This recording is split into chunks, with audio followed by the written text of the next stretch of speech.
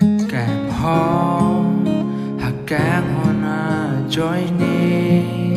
harmoni ajoine nike non anta kereng thek Pini kedam lo harmoni Aphong theklonglete jongsi Aphong theklonglete jongsi klem hado baha dotum piposi etum kachetong nang Chinghonlo nangsi kedam kepaphrang Etumsi kepaman Etumsi dorappet arani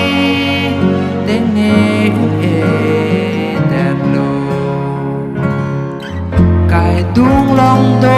pulota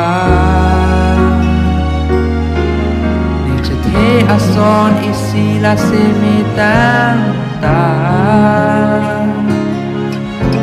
klem ji thek kedam nang rai kom ji thek kedam dia thaputa pulo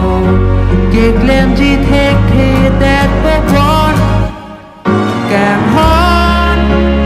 Kanghon ajoine harmoni ajoine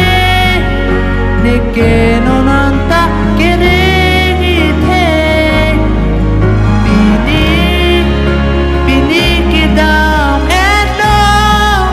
harmoni Aphong theklonglete jongsi Aphong theklonglete jongsi klempo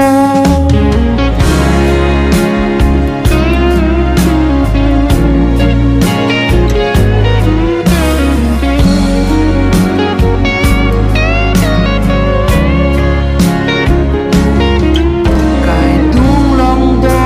pulota niche ason isi la semitanta